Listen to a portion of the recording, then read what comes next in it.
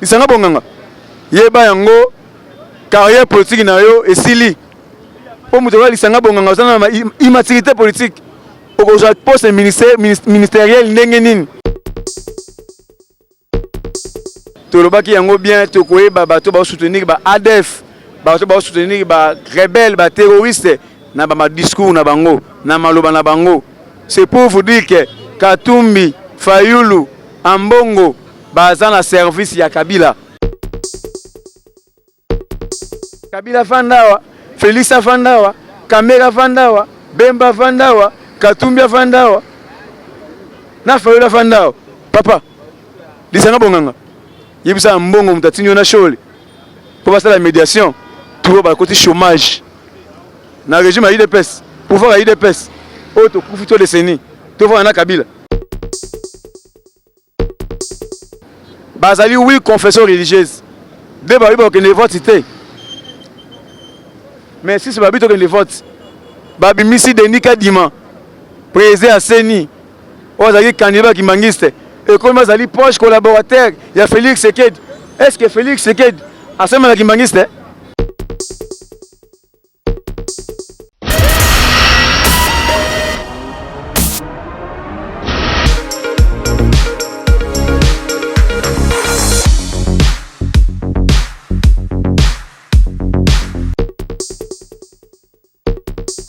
C'est votre M, le serviteur, président Cisco, chargé du pouvoir. Parlement de Boubas, capé la zone rouge, le Momé, le Moutabengana, Kabila, le pouvoir. Na pesi mote na balandi nyoso, ba diaspora, ba Congolais, baza na kati, o baza libanda, bolanda biso na boke binyoso. Awa tuintolo bela banjé de l'air, banjé politique. Boza koye basiko to uti wapi to komi wapi to so kende wapi. Na lingina lobela yambo na banda, na kolobela premièrement discours meeting yandeko honorable Martin Fayulu oyo asiko lobana Sainte-Thérèse samedi passé. Chers Congolais, faut qu'on comprenne que dans le Congo tous les politiciens Félix Etienne Tshisekedi Mulumba ala sama kolata moniere mais là ça ma politique était. Il faut comprendre que Ndeko Fayulu a un problème mental. Il est détraqué mental. Parce que Kakaye a béni Félix Seked, placebo, Elilingi Apamba, étiquette, c'est Kabila qui dirige. Avec Félix Seked, dictateur, c'est un confusionniste de tous les temps. Avec Félix Seked, oh, c'est Kabila qui dirige, c'est Kagame qui dirige. Dans un meeting sur le Baao. Tozongi une époque coloniale. Oh, Félix Seked, c'est un colonisateur. Azo colonisé Congo. Ça montre que Ndeko Fayulu, il est détraqué mental. Na sengi na gouvernement congolais. Ba joyer, n'engi ba joyer ni monasem. Ba Ndeko tika na telema, soit na CNPP.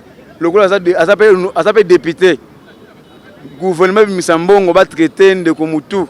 Parce que Banda Kabila BTR gaz na moye vimisa ke Mutu. Na marche opposition na moni ndeko na biso na maladie makasi ya mutu yango comme confusionniste tantôt placebo tantôt elilingi ya pamba tantôt dictateur tantôt colonisateur ba politique congolais boza na constance politique tango solo ba likambo yeba ke likambo na ko variété mutu ba Kabila qui dirige elilingi ya pamba akokoma dictateur ndenge nini tala décret immaturité politique ozo kosa peuple congolais comme la maturité politique makasi.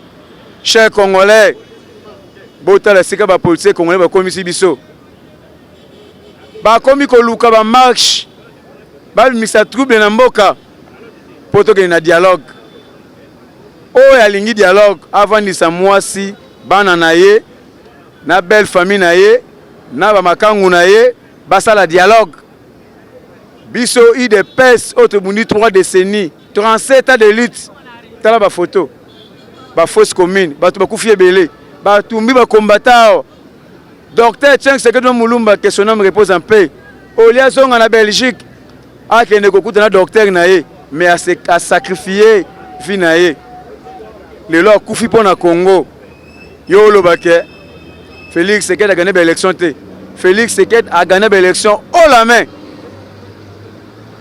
et le côté en 2023 tout peut ça majorité écrasante à chaque programme na ils a exécuté Madidi c'est un confusionniste nazui likambo etali ram ministre aza na problème mon côté tata ya batu kibasa eza likambo ya cellule ya coordination na ye bazo bako communiquer te avant ba lancer ram ezali taxe ezali impôt mboke tungamaka na ba taxe mboke tungamaka na ba impôt même na ba pays étranger ram ezali mais avant ko banda ko kata ba unité wana fallait cellule ya coordination ya ministre ya petentu ba éclaircir peuple congolais ba éclaircir importance ya ram mais ba éclaircir peuple congolais te ba éclaircir peuple congolais ba banda ko kata biso boye au check crédit boye ba kolongola yo boye mais ba éclaircir biso te lelo ba réseau ba Vodacom ba Airtel ba Orange ba komi ko kata pe na moyibi na ndenge na bango kaka pona ko bebisa vision ya ram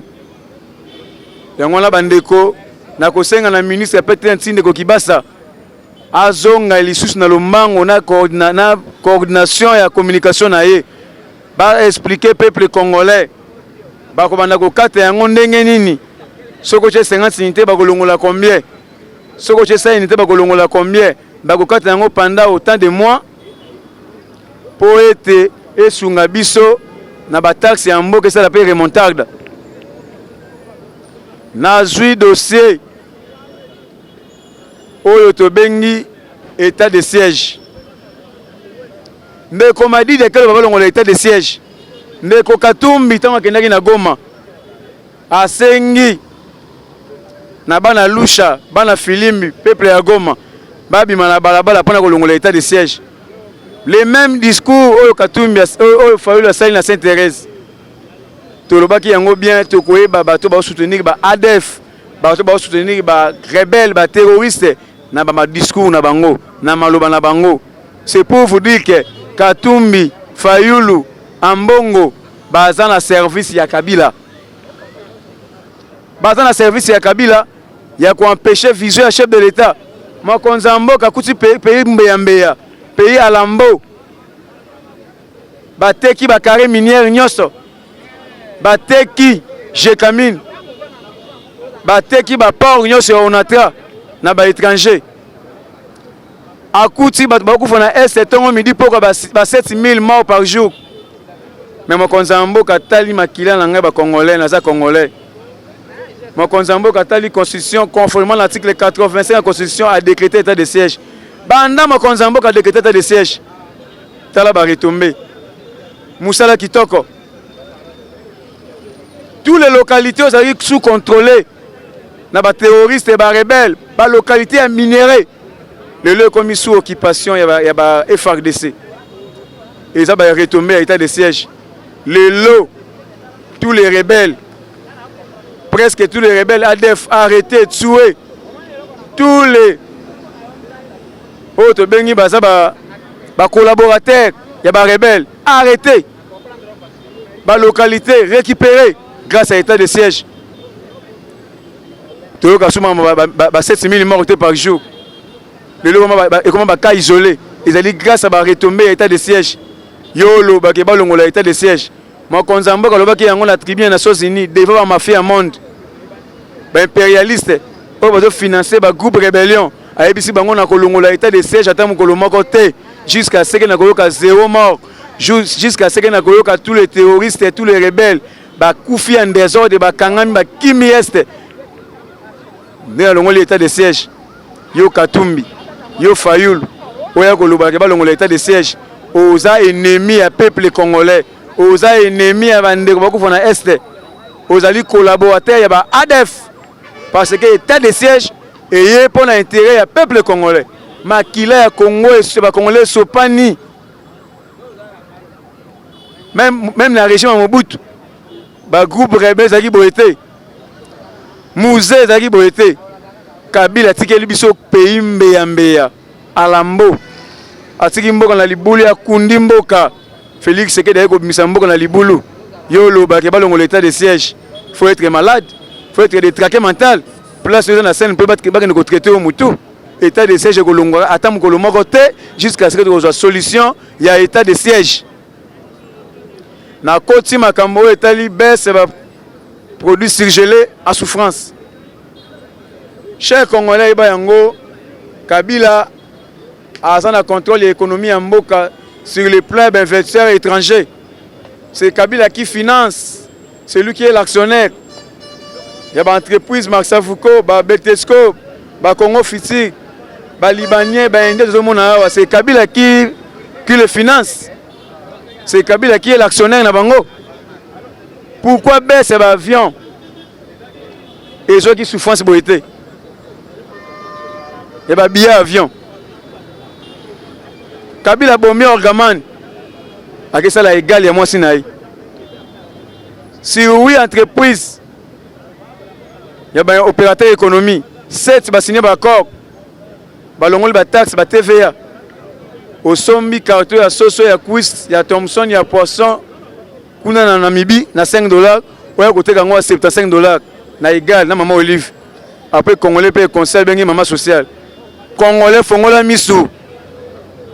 Fongola Michel Congolais. Mon Konzamboka Lobby a décidé d'aller sa peuple naïe pour assumer ce bango en désordre. Il y a un importateur congolais. Gouvernement est financé par Mbongo. Koti, na niveau ya Namibie, sombi 27 000 tonnes, 300 tonnes. Il y a vivre frais. Bazo inondé marché à vivre frais. Chers Congolais, tous soutenir mon Konzamboka. Bango moko ba opérateur économie wana. Bako kanga bisaka, bako zonga andusek na ba Inde, na ba Liban, na ba Liban, na mboka na bango andusek. C'est la haute politique du chef de l'État a décidé à inonder le marché à vivre frais. Yo Congolais ko ndima muke kende ko tonga WC à chambre salon. Mon Konzamboka a décidé bomona ki bakuluna o Kabila noko bomatongo poko so boka na balabala. Mais mon Konzamboka zui bango ba ke sa bilanga. Tala ba retomber. Masango eye bateki ngona ba kanyos.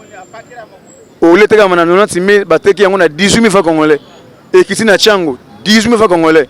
L'un de ces 4 matériaux qui na funa na Mwamba Congo Mobimba.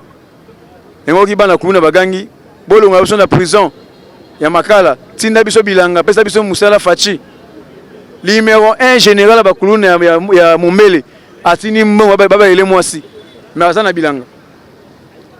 Bazaki bateau to récupérer, to recadrer bango. Mais Kabila bomé zo boaka. Dossier qui est inapercité ba fausse commune. Ba massacre ya Boudia Congo. Ba massacre ya comme on a ça, bateau à Tumbao, ba faute tanami yangwana. Et ko kende inapercité. Kabila yaki na veste te. Kabila yaki na bosse à caoutchouc yaki mbeya. Mais le Kabila pillé Congo. Kabila teki ba carré minière na étranger. Kabila teki ba port Onatra. Kabila facha tali ba révision. Atali ba contrat minier Kabila signé na ba asiatique. Facha leli. Abi Congo zaki sous pays te. Comme Congo est tâté. Mais les lots, Facha Sali Congo et Montarda, toqué na révision de contrat minier pour na Congo la libolo. Mais aux gens qui Facha Sali Logo Mogote. Banzelo Kabila pendant 18 ans, Banzela ma boulou pendant l'université. Banzele Lengesa, partout Congo Mobimba. Facha Sali béton, on peut faciliter. Yozo Bagay, Facha Sali Logo Mogote. Soko Meli Bombe, Souba, matin à Mbetula la Pongi. Tika politique na IDPS. Mon Konzamboka a décidé yango bien-être du peuple congolais, restauration à véritable état de droit. C'est ça la vision du chef de l'État. De l'eau, il faut aussi un IGF qui est audité. Même si pendant 18 ans, Mouzi, tout collègue, l'idée du pont, premier ministre, a joué IGF à Kunda. Il y a un Konzamboka qui est là. Mais là, il y a la Moussi IGF. Et puis ça organise dépend directement de la présidence de la République.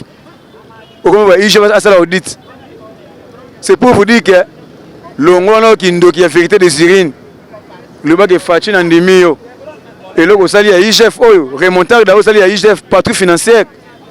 Le budget en 2022 est comme 10 milliards de dollars, réserve d'échange. 3 milliards 300 millions de dollars grâce à IGF, patrouille financière. T'as là-bas retombé. Chers Congolais, tous à Osagé, tous en éveil de la conscience. Na koti makambo ya ba grève ya ba école catholique.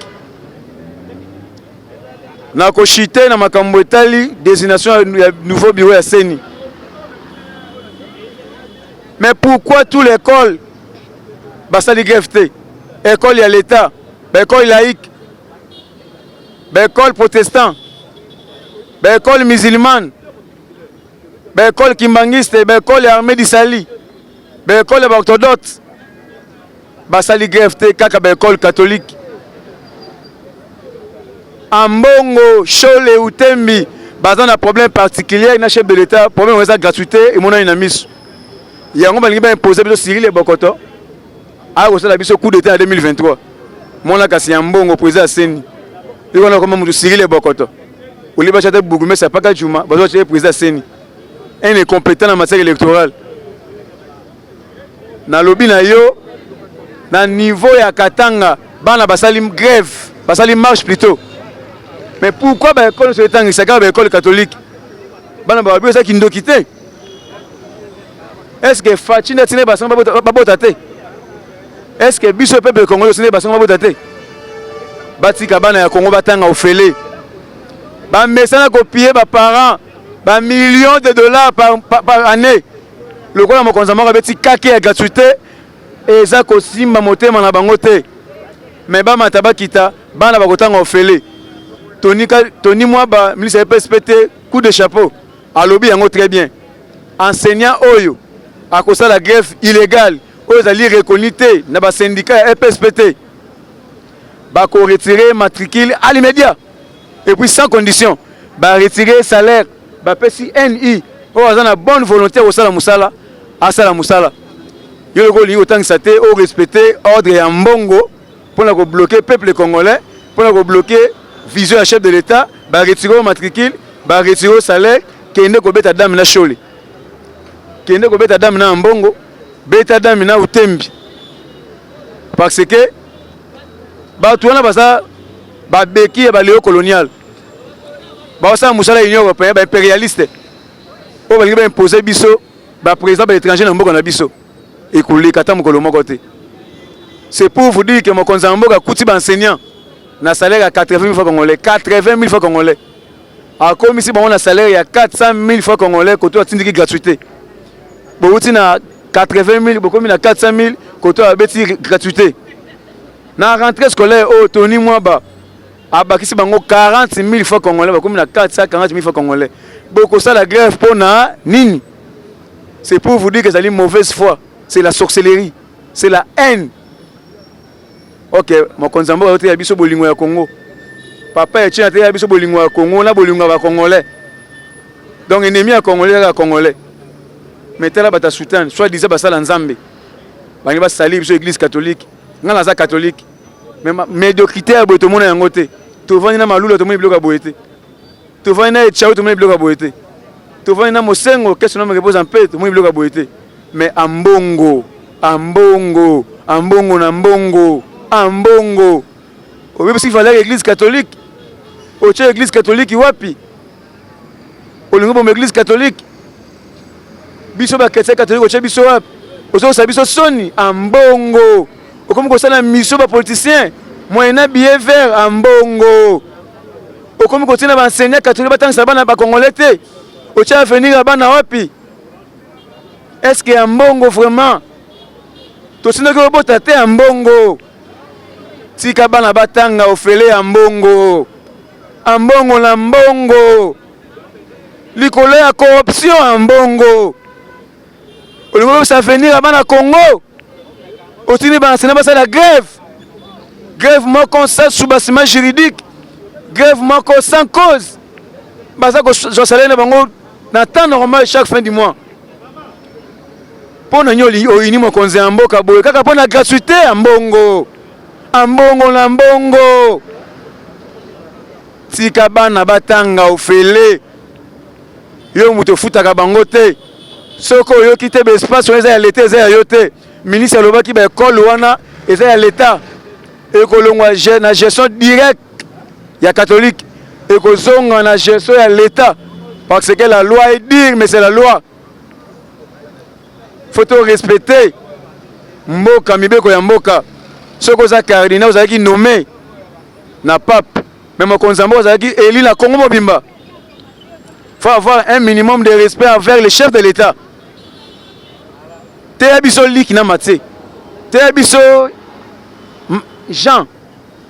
Quoi côté biso politique te. Te biso mutanzambe, mutasutan, chole. Yo ki sango na yo, le pas biso paroisse ta kigote na paroisse, kaka dialogue. Donc ils sont marqués na dialogue.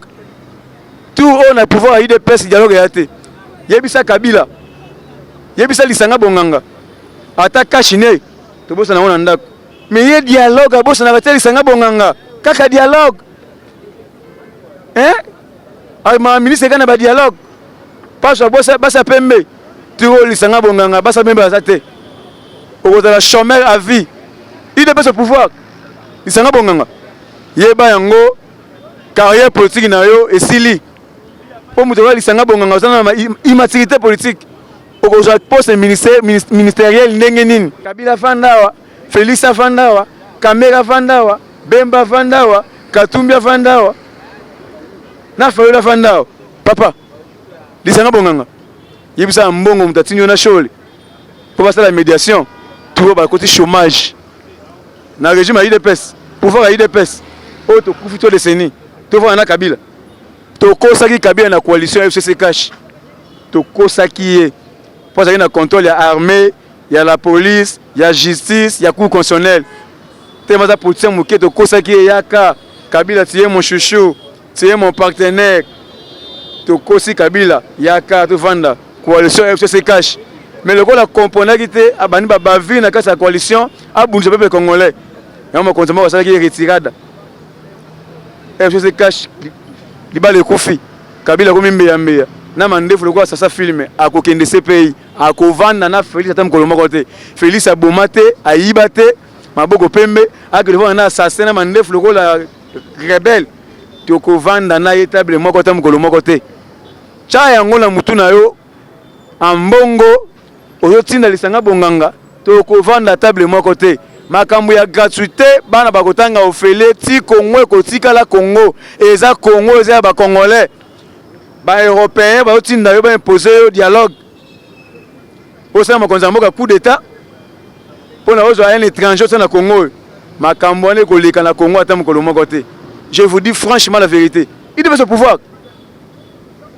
Félix a kosala mandat na ye 2 mandats na ya sik et puis il y a une mission ya ko bongisa peuple congolais ko bongisa peuple africain OK bité soit sali 2 mandats aller ouvrir les choses. Nous avons aussi beaucoup de droitique. Ah, c'est aussi Congo. Félix au pouvoir. Si c'est au Zonga. Tiens, on a moutou na yo. Ce qu'on a 30 ans na pouvoir. Quand tu as la balle, tu as réclamé élection exatée. Félix c'est que du Vanda. Félix c'est que du Vanda libéra. Parce que quand le bien la souveraineté appartient au peuple congolais. Article 5. Tu as la balle au Bondo. Peuple Gangi. Félix Vanda libéra to boy élection. Zombonga ba élection tonga banzela. Fanda to monio émission ko bongisa peuple congolais. Et puis après mandat na Félix Seked a kosa la remise et reprise kaka na véritable congolais de père et de mère après 30 ans na et puis congolais on zaka mona yi de pes. Parce que bi c'est parti politique ça ko conquérir pouvoir. Deuxième but c'est ko exercer en malam. Troisième but c'est d'aller conserver le plus longtemps possible ce qu'on y des places nous avons habité tous les passés pour ces Mickey na ba rebelle bo yali kelima batali bosso mais il des places na biki à 100 fois depuis 50 fois bo yali kelima batasuka ah penza après celui kelima mutu asuka to li kelimba penza ba bia boué pia yo zo le remise reprise na Félix au conseil la remise reprise na AVC 2023 remise reprise Félix Seked kaka na remise na Félix Seked. Donc remise reprise Fachi Béton en 2023. Il y a une remise reprise préparée Le vous êtes trop si, vous avez la tension, vous avez les remises de reprise dans AVC. Na continue makambo etali seni. Makambo etali seni charte na bango ba confession religieuse. Na article 17 alinéa 1, balobi on va désigner le président à seni na consensus. Na article 17 kaka na alinéa 2. Et bana au cas où consensus simité ba recourir na voie à vote. Bazali oui confession religieuse. Deux barils qui ne votent. Mais si c'est pas qui ne vote, Babi Missi Denis Kadima, président à Seni, Ozali candidat qui mangiste, et comme Azali proche collaborateur, il y a Félix Seked. Est-ce que Félix Seked a ce moment qui mangiste? A ce qui mangiste? Proche collaborateur, Denis Kadima, il y a une photo, à sa image, où on a Félix, tu veux ta dame. Ou bien Zolia, ou bien il y a un bureau égalité. Donc, nous avons un plan et un agenda caché. Ceux qui sont en train de frapper, ils sont en train de frapper. Donc, nous sommes présents à Seni, on a besoin d'alternance. Tandis que la Constitution, le chef de l'État a un mandat renouvelable une seule fois. Et puis, quitter le lobby, le président de la République reste en fonction jusqu'à l'installation définitive du nouveau président élu. Un mandat renouvelable une seule fois. Donc, il y a une alternance, tandis que la Constitution et le deuxième mandat, ceux qui peuvent voter. Donc, il y a Cyril Bokoto, à voter Fachi, donc il y a un coup d'État, attend comme il y a un bongo, il y a un procès électoral, il y a un écosimbate. Mokonzambo ya mbabango mokonzambo na mabinote makambu ya seni etali ba confession religieuse soki na mbi de 6 ba mabe soki na mbi 6 de ba mabe vomi bo basala nzambe bo la kisabiso mokilimo bo basala nzambe bo ke ni bo yokana bo misabiso président seni mais bino basala nzambe bata sultan bo te kabiso ba liki na ba maté bozo ko yokana te mais 6 ba yokani. Nous sommes dans la démocratie. Dans la démocratie, les règles de jeu sont connues. Mais on va suivre, on va respecter la voix majoritaire. Ambongo, Chole, Naoya protestant, Boboate pas, na voix majoritaire. Denika Dimazali, expert dans la matière électorale. Azali candidat qui mangiste. Non, qui mangiste, bazoa président à CNT. Bino catholique, bazoa qui a maloumal. Un désordonnier, ben bagane ba élection, sur élection qui pèse ça. Na Kabila, parce que kufa qui a na 2011 église de réveil bazwa qui ngoyi mulunda. Papa Etienne c'est de beti Kabila élection à 100%, 86%. Kabila makali kali. Mais le quand son état, ça le coup d'état, après si Kabila pouvoir église de réveil. Mais tout me Kabila qui mangiste, ma belle sali web. Donc quand Cyril est bokotonné dans la matière kasa congolais. Denis Kadimazali, Congolais de père et de mère, Aza une expérience en matière électorale, Aza une élection, n'a pas uni, n'a pas payé belé. Donc Aza une expérience sur le bâtiment, on va désigner vu l'expérience.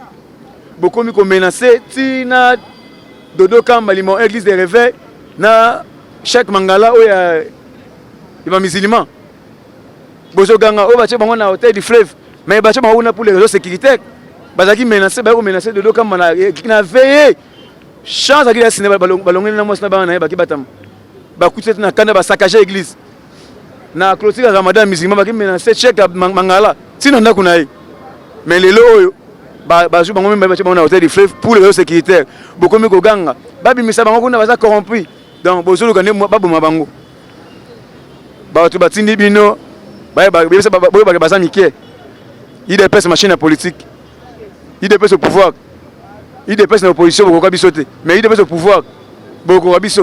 Kabila, Mobutu armé jusqu'aux dents. Kabila armé jusqu'aux dents. Tobetse Dada, sur le plan politique, Bik à 50 francs, depuis à 50 francs. Le Kabila Libanda, de Bengani en douceur, à ta coup de connaissance. Déboulonnage en cours. Déboulonnage. Toganga la Mgongo Makas, coalition et Salamiawa. Katumbi, Kabila, Kamere, Fayulu, Muzitu, na autorité morale na bango mbongo, na ba Chole na ba Otembi, bazo luka trouble bi manambo kazo na dialogue. pour ça Kabila dans la scène politique congolais. Un pilleur de tout le temps, un voleur, un génocidaire. À son on a pouvoir avant na Félix Tshisekedi table moko ba solanine. Tant on est les cas qui étaient un de boulonnage. To kosa qui est sur les plans politiques, les hautes politiques, il y a to vendre. Tant aussi contrôle ya mboka. Ali liba libanda. Ce que to mboka ba congolais. Au gouvernement service na étranger na ba moko pour quelle raison? Oh ya lingi dialogue. Azo moi sina na bana na ye na makangu na ye, basa la dialogue. Mais na biso IDPS au pouvoir. To kosala ka dialogue atana mutu moko te. Et que Simba Kata Mukolo Mokote, to conserver le pouvoir le plus longtemps possible. 2023, Tiye Soumassia Gozonga, 2023, Félix Tshisekedi, chef de l'État avec majorité écrasante. Point barre. Chers Congolais, to soutenir gratuité, to soutenir Vision Mokonzi Mboka, to soutenir Mokonzi Mboka, to soutenir Bakonzi à parti, Jean-Marc Kaboun, Akaboun 500 gigas. Na Augustin Kabouya AK47, to soutenir l'exécutif parti, to soutenir le président fédéraux, le président sectionnaire, le président cellulaire, na ba bureau na ba mobimba ba sala musala pour soutenir mon konzi mboka, to soutenir parti na biso cher IDPS, to soutenir peuple congolais. Na sengi na ba konzi ya parti. Bateye nanga likambo ya président fédéral ya Funa Pierre Zomba. Tous les trois fédéraux bazo mituka. Le président fédéral atana Funa ya fief simoko ya concurrence makasi. Awata mon insécurité lobe otanga na 23h na ndako kalongwe 23h. Na ke kotika ye makolo insécurité makasi. Pour pesa président fédéral mutuka na ye bakonza parti na yebike Jean-Marc Akabound na Augustin Kabouya, je vous aime beaucoup. Boza bolingi mokonzi mboka na motema moko. Boza ko soutenir mokonzi mboka na motema moko par rapport ya ba secrétaire général sur baleka na IDPS. Basala biso trahison. Mais tout le monde a Jean-Marc Kabound. Papa Etienne Akezo na Kamina, un jeune a nommé secrétaire général. Papa Etienne c'est la Koufi.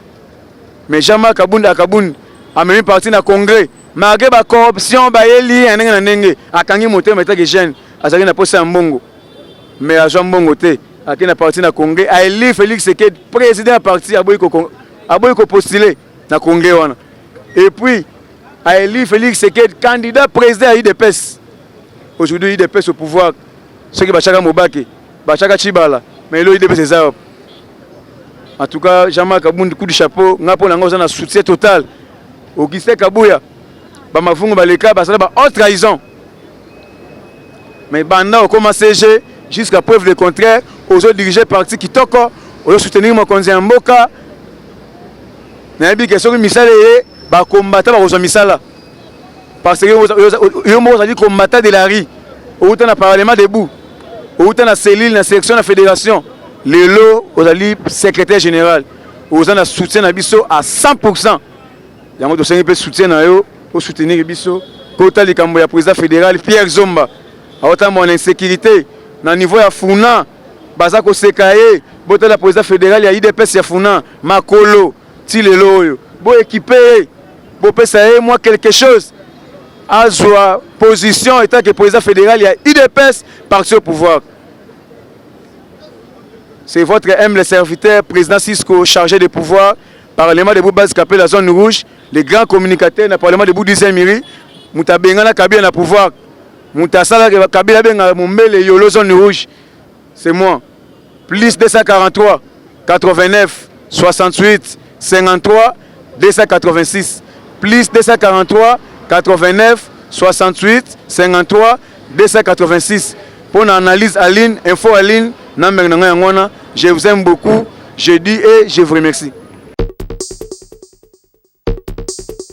Abonnez-vous sur notre chaîne, cliquez sur la cloche de notification pour ne rien rater de nos publications.